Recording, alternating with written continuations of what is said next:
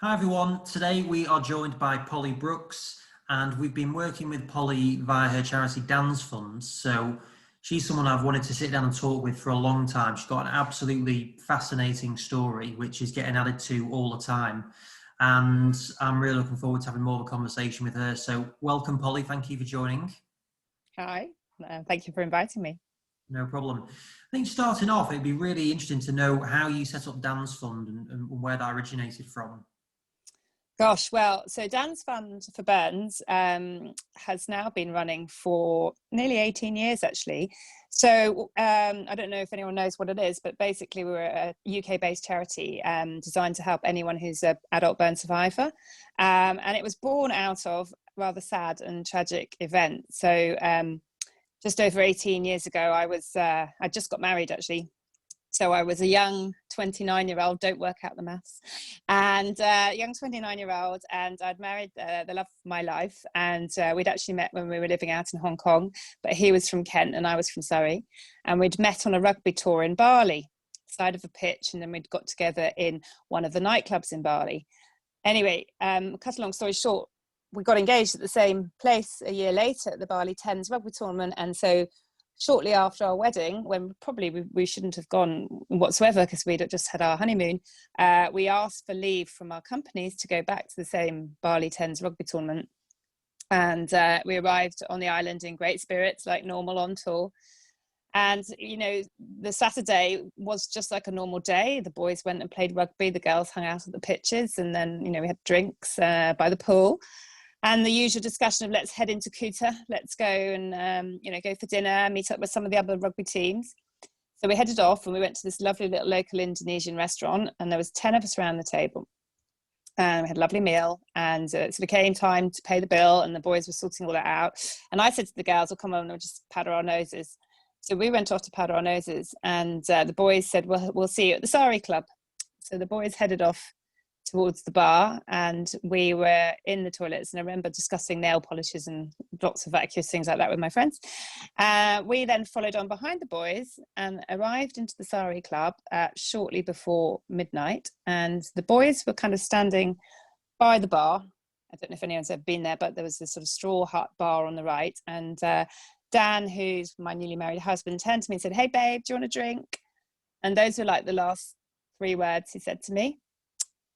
I didn't know it at the time, but I said, oh, no, actually, I'm quite full. And so I said to the girls next to me, I said, do you fancy a dance? And they were like, yeah, okay.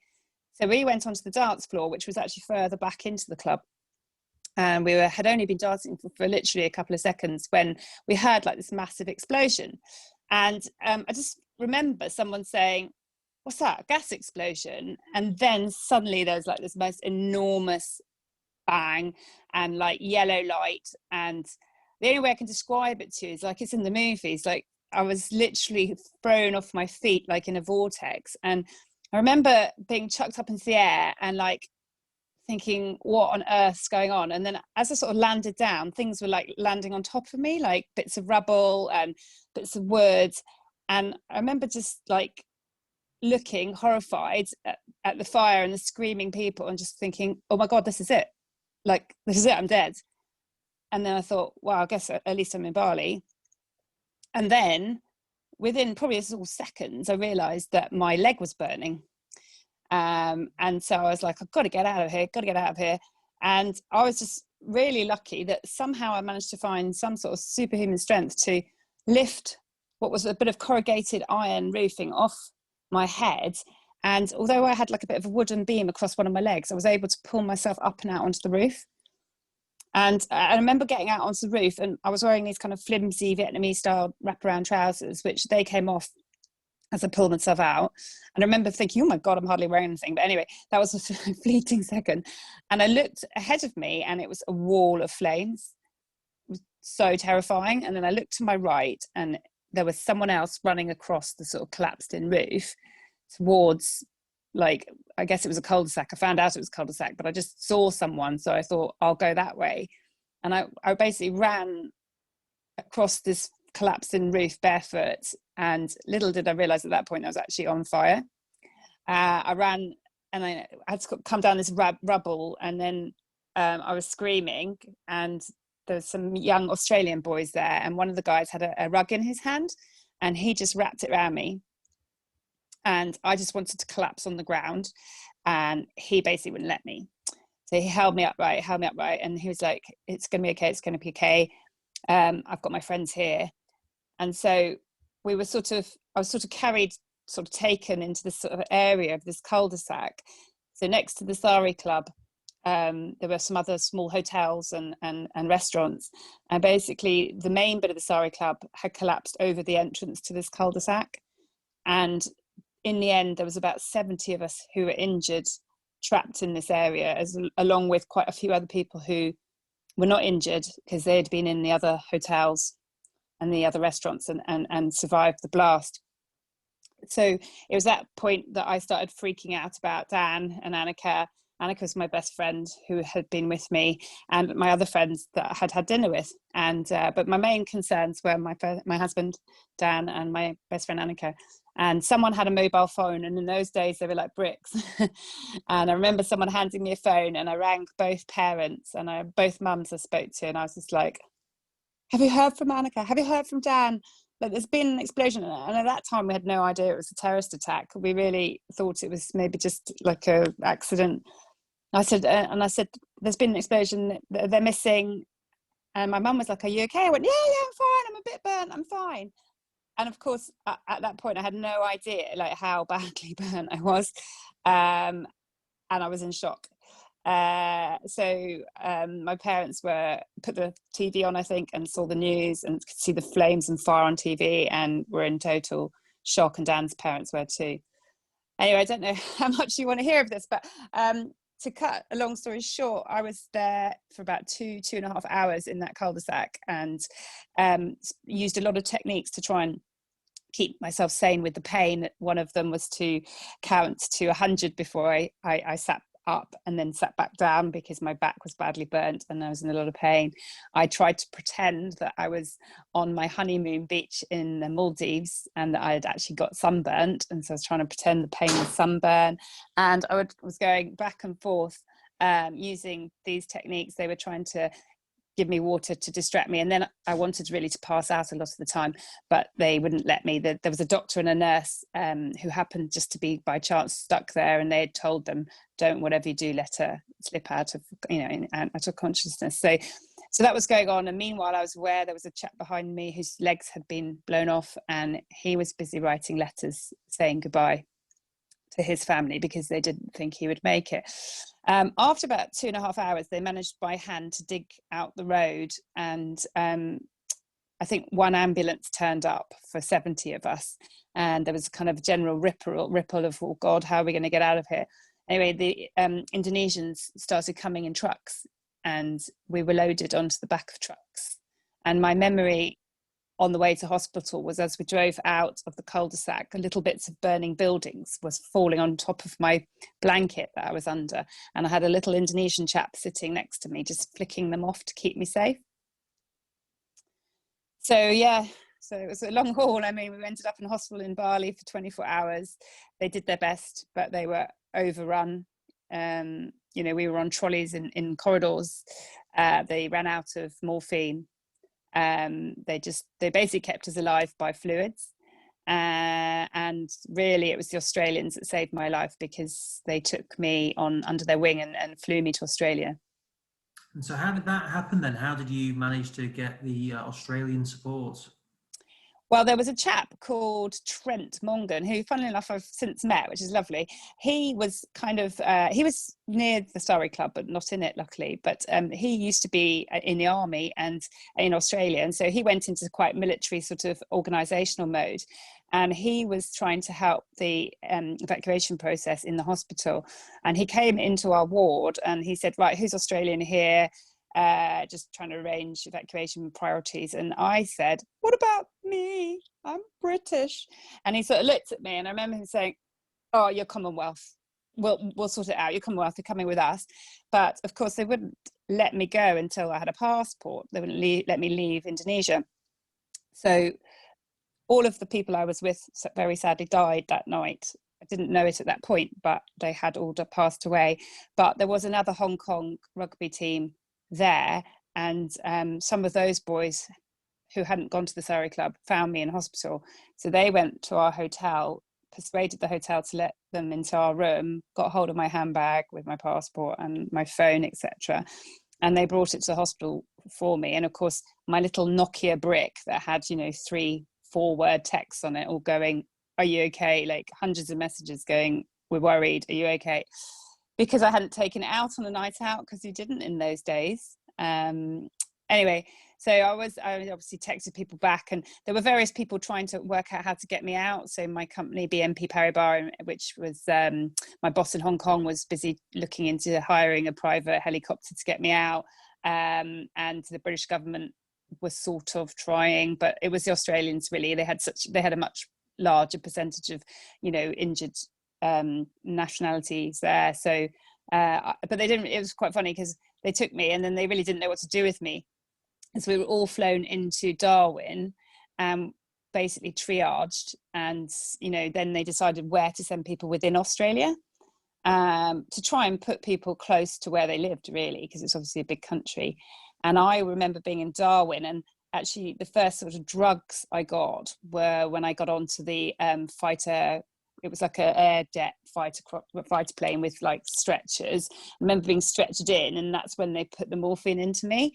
So my memory is really clear until going into that plane, because I was just in a lot of pain. But then when the drugs kind of kicked in, it goes a bit sort of hallucinogenic. But I remember from Darwin not very much, other than there was a girl called Nicole who was in the next door bed to me, and she was similar age, and her aunt and uncle lived in Darwin, and they came to visit her. And when they didn't know what on earth to do with me, they said, "Bring her with Nicole to Queensland, to Brisbane, and we'll look after her. Nicole's parents will look after her till her parents arrive from the UK." Because what was happening at the same time as all of this back in the UK was my parents were trying to get flights to Australia. And actually, I think as they landed into Sydney, they didn't know where I was going to be in Australia. They just knew I was being flown somewhere there. And they were told when they got there, and then transferred to Brisbane. So I think, in fact, I landed shortly after them into Brisbane Hospital. And my mum and dad had no idea how badly injured I was, because on the phone, I just said I was fine, right? And if you've never been burned, you've got no idea what it means for a bad burn, right? You don't understand that your body swells up, that you're full of fluid, and skin melts off, and the implications to your organs, how you have organs shut down and failure and sepsis and all these problems. You don't even think about how your skin keeps your fluid in and keeps infections out. All these things I never had any idea about. And so my mum saw me coming off the plane in the stretcher, and my face had swollen to twice the size, and I was completely mummified in bandages, and she literally just passed out and hit the floor. It was a hell of a shock for her, because all the way out there they'd just been worried about Dan, who was missing, and Annika and the others. And so my poor parents were hit with this. Actually, my child's really, really poorly, and they were told on the first night to prepare themselves for the worst, really, and that I was very sick, and really it would depend on whether I'd stabilize or whether they could operate or not. Anyway, luckily I'm a bit of a fighter, and I managed to stabilize, and I went through the first sort of serious round of like 24 hours worth of operations in intensive care, and was in intensive care for 5 days before I moved down onto the burns unit. So, I mean, yeah, that's a remarkable story, but trying to go into some of it. So, how bad were the burns on you? So the official diagnosis is 43% burns. And my burns are down my left flank, left side, across my back, and partly down my right, across my stomach. And what people don't also realize is that the bits that aren't burnt, they cut up. So they take the skin, your good skin, to heal burns. The best outcome is from your own skin, because it takes better, and you don't have generally there's less rejection, although there is always an element of rejection in skin grafts, all these things you learn. But so I remember waking up from my first big round of operations, which was the old literally strip my right side of all the skin that was available to basically staple onto all the open wounds, or as much as they could. And so I woke up with basically my hair all singed and matted, swollen face. I've still got a little scar there, big lip from shrapnel wounds, and my whole body was bright red and raw and just a mess. It was, it's hard to describe. And the pain that you're in is indescribable. Like, there's no drugs that's strong enough to deal with the pain that you deal with when you're severely burnt. And I mean, I know some people say, and on TV they do this whole you burn yourself so badly you burn all the endings. Well, there might be tiny areas of that, but I can guarantee you the pain levels are not like that. And when someone's really badly burned, they put them into medically induced comas, because you actually physically can't cope with that level of pain. I wasn't quite at that stage. There was a chap who had 60% burns, and they put him into a medically induced coma because they didn't think he'd be able to cope. And they do that really to avoid total shutdown. But they decided I could cope, but I did. But to this day, like, the thought of my baths. I mean, when I couldn't move at all, I was like totally splintered, and I used to have a daily bath to clean the wounds. And they used to come with a mobile bath unit, and they used to have to like basically roll me onto my bad side to put a plastic carrier thing underneath me, then roll me back onto my burnt back, and then lift me and put me into this mobile bath unit, then take me off, and then they would take all the dressings off, and then with a shower they would clean all of my wounds. Oh my god, it was the most hideous thing to go through. And then after you were back, you'd go into shock. Like, your body would just start shaking because just couldn't cope with the pain. So you'd shake, and then of course it would hurt to shake. And the other major thing that your skin does that no one really realizes is your whole temperature control. So, not only is it your temperature control, but we were also quite sick. We had all picked up, MRSA bugs in the hospital in Bali. So we were all fighting infections. So we were being pumped full of antibiotics. But separately, I remember my mum sitting for hours, like putting wet, cold towels on my head when I was boiling hot, trying to bring my temperature back down. And then I would flip from being too hot to freezing cold and shaking. And then they'd be putting foil blankets over me. And that probably all that sort of hideousness lasted probably about 3 weeks, which doesn't sound that long, but at the time felt like forever. Yeah, no, it does. It sounds horrendous then. So you only got morphine though, like once you got to Australia, or when you were getting on the plane to Or Australia? just as I was getting on the plane, as I was leaving the Balinese hospital, because basically, I mean, you can imagine, right? Even in England, we couldn't cope with the amount of burns that landed on them. So I mean, I know that 80 odd went to Australia, and there were a few more that went other places. But basically, in England, we would cope with about 8 bad burns cases before they'd have to start sending them off to Europe, right? So suddenly this little hospital in Bali has got not just burns, but like people with lost limbs. It was total carnage.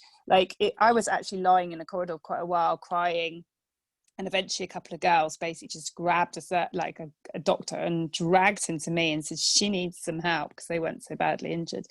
And I just remember that my skin was kind of hanging off, and it was black, it was charred, and I just remember them sort of pulling off my skin and then trying to sort of clean it, but not really having the time to do it properly.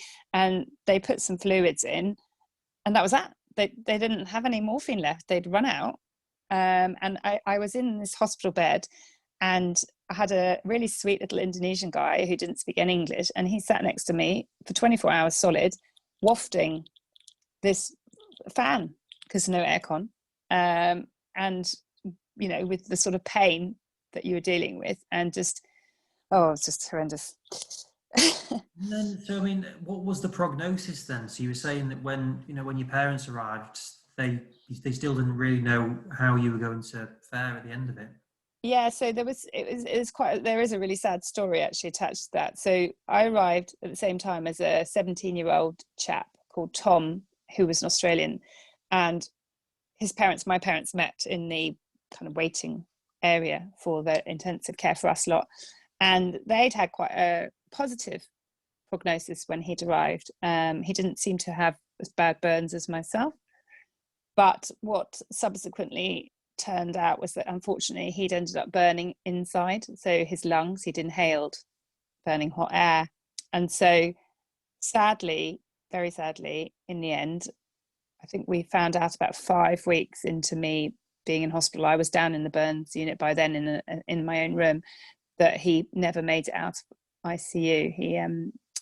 They couldn't get his insides healed, so he passed away, which was really, really sad, because my parents were told to fear the worst that first night, because they weren't sure I'd pull through, and his parents were given a fairly sort of positive prognosis, and my parents became quite close with his parents, and we would be down in the burns ward, so have we heard anything about Tom? And people, we'd try and get the nurses to try and find out what was going on, and we were told, no, he's still hanging in there, he's still okay, so we were like, okay, he's good. And then when he actually passed away, it was a really, really sad moment, and his parents came down to see me, and there's a rule, I was only allowed certain visitors, and everyone had to be gowned and masked. You know what it's like with the infection risk with burns.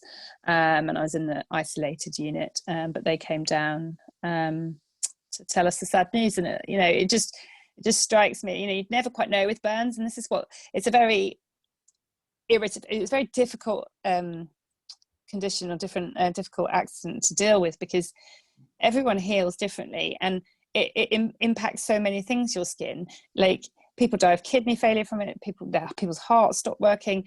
The sepsis, the infection, like, it's not a simple case of just taking skin and stapling it on and waiting for it to heal.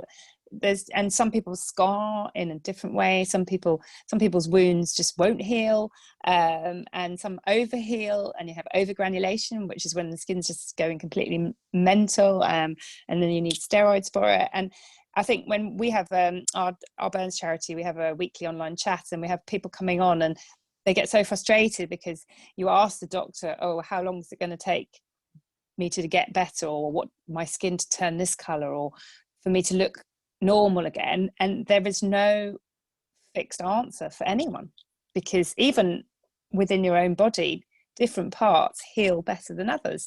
So I've got some areas which have healed beautifully and are pale and you almost can't notice, and then I've got other bits that for some reason stay red, like, and angry looking, and it there's no rhyme nor reason to it. So it's very frustrating, and people really have to, eventually you have to learn to love your new self and accept the way you look now rather than the way you used to, and that takes time. And even today, I've just had another operation, I've got huge new zigzags all over my body, and it will take me a little while to adjust to that, but I will. I'll get used to it, because at the end of the day, your skin is just your skin.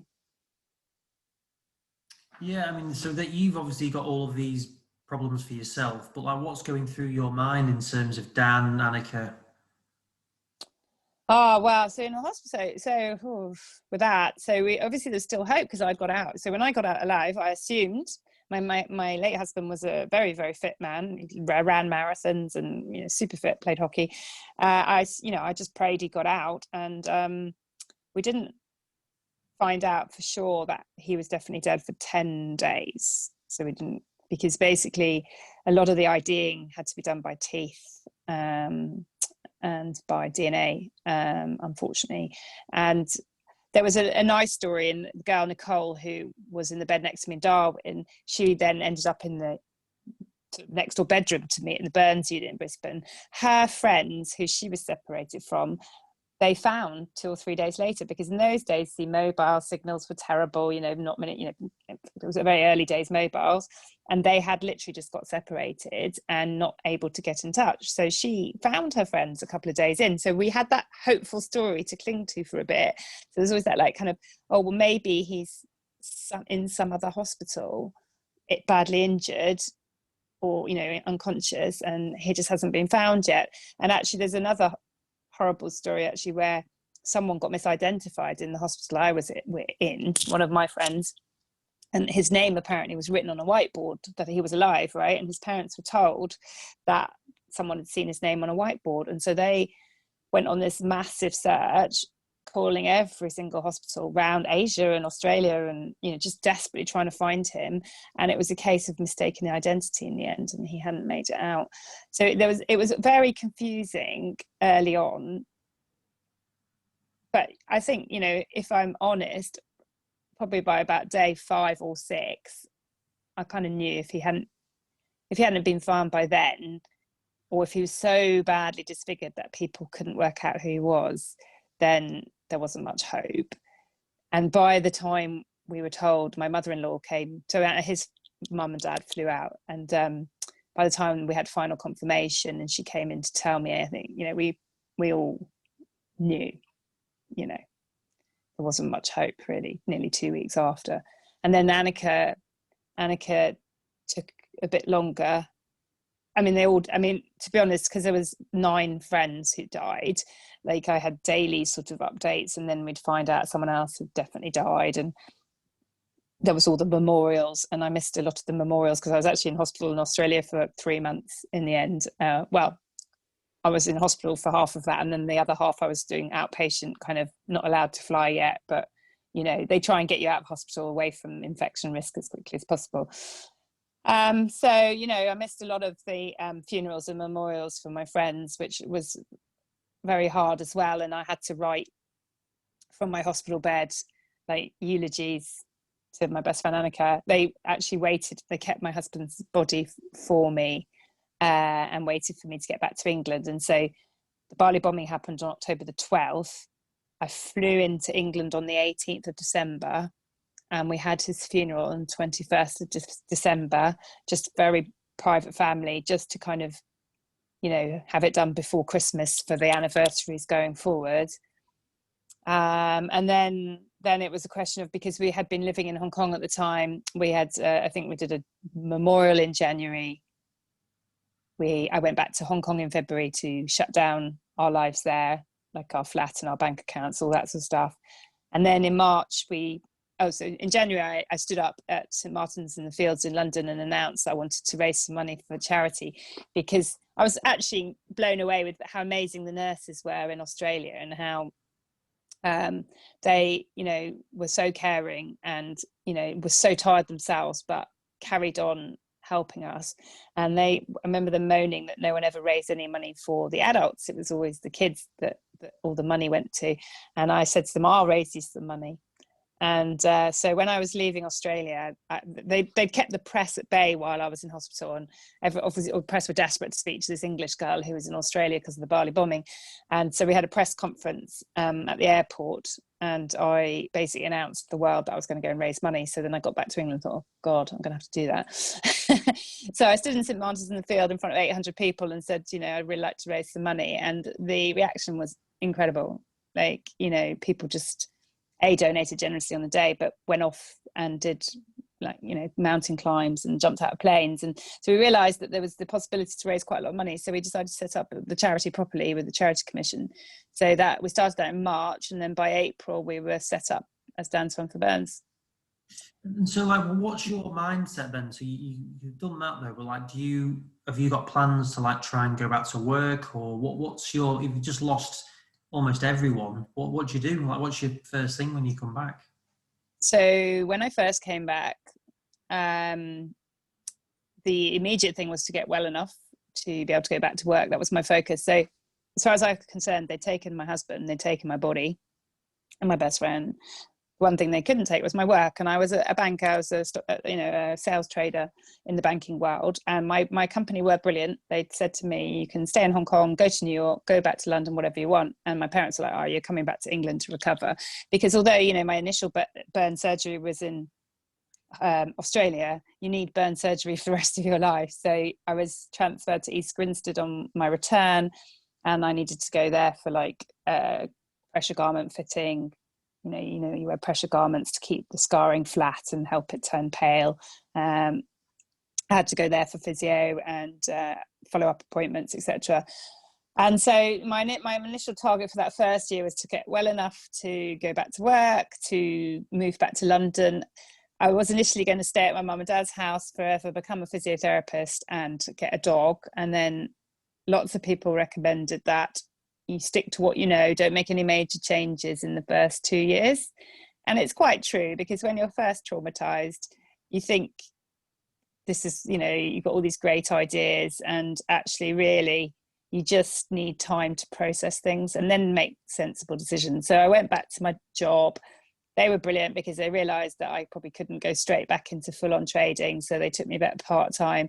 I was very busy setting up the charity at the time, so I spent quite a lot of time at work setting up the charity, but they didn't care, because they were just like so pleased to see me back and in one piece. And I actually still really good friends with my boss from that time, Brenda, and you know, I worked part-time for about 6 months until they felt that their company doctor signed me off to go back to full-on trading, because the thing with trading was there's a lot of socializing, taking clients out to nightclubs, dinners, and so I had to go through all that. So the whole kind of first time going out, having dinner, having fun, then going to my first nightclub was really terrifying.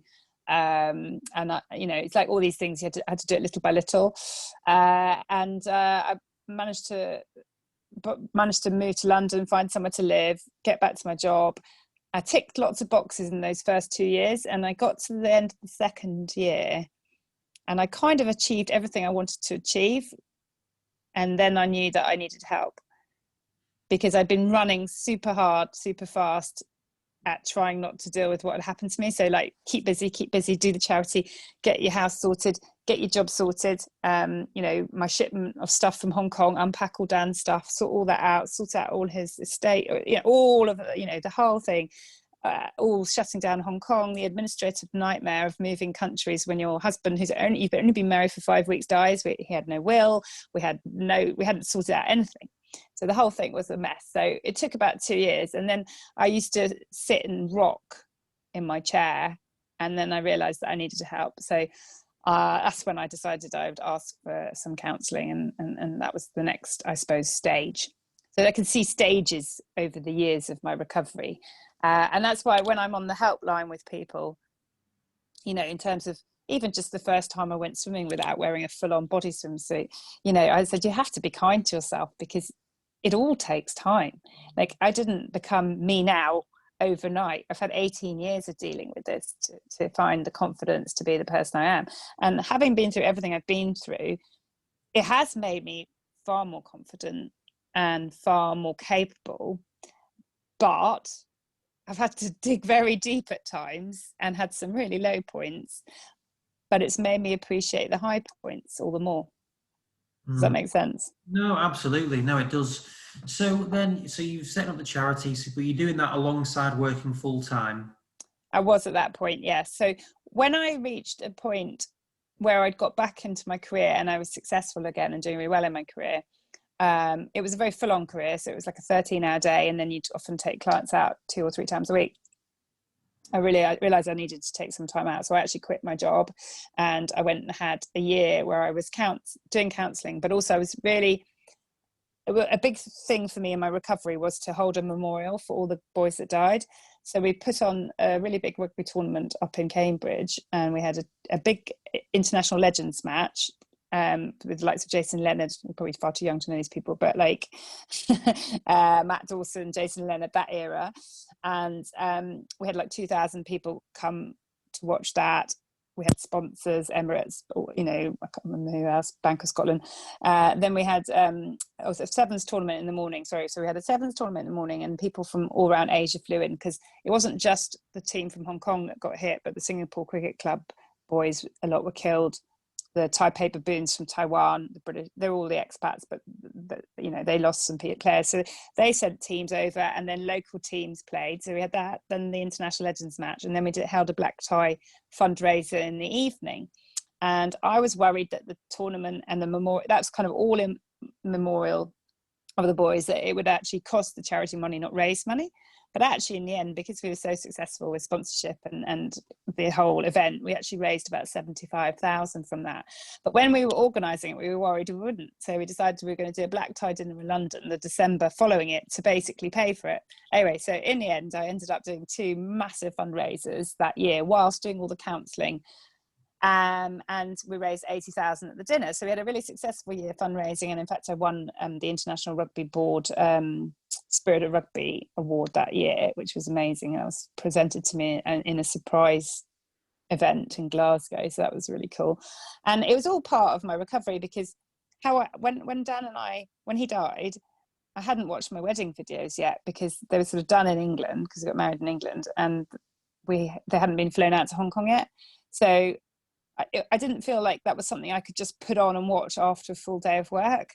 You know, it took courage and wine, and just I had loads and loads of letters and loads of lovely things people had sent me, and people went to a lot of effort to make sort of beautiful bound books of memories, and there were videos of other people's memorials. And I basically, with my counsellor and friends, went through this probably a year of grieving, really, in between some nice dinners and lunches and stuff. And then I decided to change careers. So I then decided to go into interior design. And I was living in Fulham in London. So I decided that was the right time to do something different. So I enrolled on the KLC interior design course, which I ended up doing. And I met my second husband while I was doing that. And very fortuitously, we got engaged and pregnant quite quickly. And so unfortunately, I never really used my interior design, although I did come out with my diploma, because by the time I had got my diploma, I was already pregnant. So that was kind of, sometimes I think it was a waste of time, but was it? Because the other day I just helped my friend sort her kitchen out.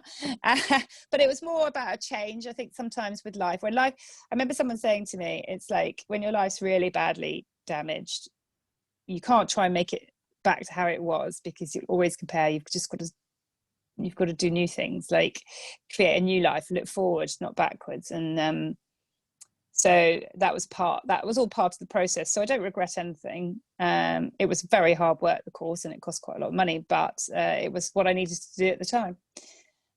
So meanwhile, when I got pregnant and had a baby in London, we decided to move out closer to my parents for support. And I quickly realised that I couldn't do the interior design with a young baby on the way. So I've always run the charity, and the charity has grown over the years. When the kids were little, it wasn't that as big, so it was quite manageable for myself. But I had by then hired someone in, Joy, who's since retired, but Joy Huston came on board to help me when I was doing the interior design course, really, because I couldn't run the charity and do the interior design course at the same time. But the charity has grown over the years. We don't want it to be a massive charity, but it's definitely grown in stature, and we've achieved an awful lot over the years for a small charity, and our recognition is quite wide now amongst the world of burns. I mean, by the very fact we're still going 18 years later is, testament to that. So, yeah. No, it's incredible. It really is incredible that you've kind of managed to continue doing all of that, and you are helping so many different sites and patients that are using it now. So have you got any particular vision of where you want Dance Fun to go for burns? I keep calling it Dance Fun for burns. Yeah, Dance Fun's fine. Yeah, we just recently done especially with COVID. So COVID hit, obviously, and everyone and their wives in March, we all had a bit of a oh my God, right, we need to look at our business, we need to look at how we work, etc. And actually we were lucky, because the way we've always operated, and we've reviewed it every 5 years or so, is do we want to get an office? Do we want to increase our overheads, have a PAYE system, etc., etc.? And the sort of 2 previous times we decided no, happy to keep it light. I didn't pay myself for the first 17 and a half years. So, and all our trustees work for free, and our auditor, and lots of people donate their time to us. So we ran it very much on a shoestring. And that over the last couple of years, I'd say has increased our cost, because we've hired another couple of people and we're doing bigger projects. But essentially we were actually quite well set up for COVID, because we still hadn't got round to having an office, because I never liked the idea of having to raise 100,000 a year before we could even start doing anything with the money. And so we still work from home. There's 2 part-time workers. I guess Zoom was the big thing for us. We hadn't really been using Zoom. We'd be using phone calls. Our trustees meeting, everyone used to come here for me because I had kids, to make it easier. But we moved swiftly onto Zoom. We looked in terms of we're quite conservative as a charity. We're quite what's the word? We plan for our longitude rather than, you know, boom or bust. So financially, we're quite secure. Fundraising wise, yes, everything fell off a cliff initially, and we will definitely be down on fundraising this year. However, we managed to do some online fundraising as, you know, people started to realize that there are other ways of doing things. You know, we had Zoom yoga classes, and I did a bike ride with the kids, and we did a few other bits and pieces. But the main thing for us, and reason why we're so lucky, is that golf. I'm a big golfer, and we're a golfing family, and we were actually already this year been chosen as a charity of the year for our local golf club. And of course, it's the one thing that has been able to carry on through the year. And in fact, in the summer, they put on an amazing pro-am tournament that normally would never happen. You normally never have pros knocking around in the summer who would be prepared to come and play at our, it's a beautiful golf course, don't get me wrong, but like, you know, relatively small course in Warbleston in Surrey. You're not normally going to get, you know, the likes of Thomas Dietrich coming along, Monty, but because they had all been sitting around frustrated and wanted to practice before going back on tour, they were all up for it. So that raised 27,000 for us, which is incredible, and 27 for the other charities. It was split between two charities, that one. And then we were even able somehow to get away our normal charity day in September. So we managed to raise a bit from that. And then luckily this year we've been, well, not luckily, but sadly my dad passed away and he left the charity a bit of money. And so, and someone else has left us a bit of money. So we hope a bit of legacy giving, because I think that's part of the, when a charity's been going for a certain amount of time, you start to build those relationships with people. So you do start to see, you know, giving in different ways. So basically we've kept going, and we also were ahead of the curve in that we'd already had going for a year an online weekly chat on the internet, you know, and so that's been a real blessing for people in lockdown. And we have regular users as well as new users that come on. And we've been working on our website. We got a grant at the beginning of the year to redo our website, so we've been working on that during lockdown. We're also working on a new befriending scheme, which is going to be a nationwide befriending scheme. And interesting enough, we were always trying to work out how we could do it, because obviously if you've got a burn survivor in Scotland who's very similar to a burn survivor down in Cornwall, before we'd have been scratching our head trying to pay for them to meet in London or something. But now with everyone using these new technologies and much more used to it, I think the idea is we're going to try and set up a befriending database to match with new people leaving hospital, and they can meet like this, you know. And that it's funny because the hospital bit of your journey when you're burned, it starts off horrendous, but actually you get quite cozy in hospital. The nurses are all really nice, you know, you get fed and watered, and no one stares at you, and you're a bit protected. And the real shock for a lot of people is when they're released from hospital and they're faced back into the world with their new scarring or something. You know, if it's on their face, they've got to get used to people staring.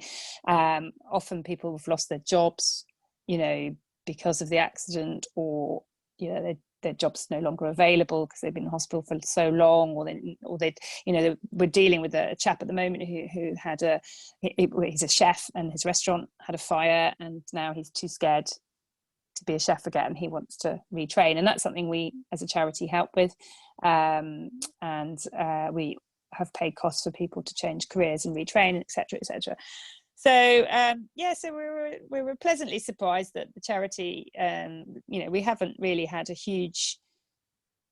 to make huge changes with COVID. So life's carried on, and I work part-time / full-time on it. Well, around being a single mum with 2 kids, I suppose that's, you know, I work as and when I can. Yeah, well, no, we've seen firsthand how much of a positive impact you have on people. So I can only say it is an amazing story. Just, you know, I was in Bali, I was in the Sari Club in 2001.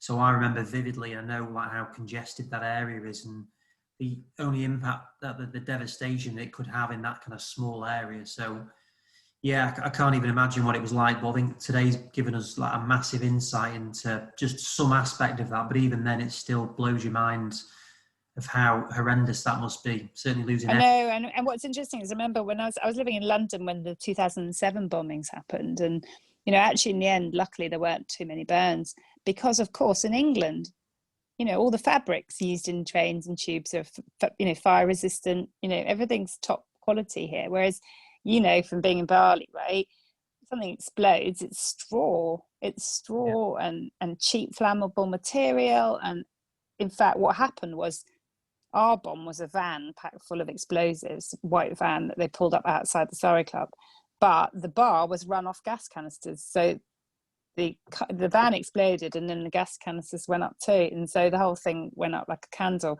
And you probably, if they exploded a bar in England, yes, it'd still be terrible damage, but you wouldn't get the fire, just because of all the safety standards.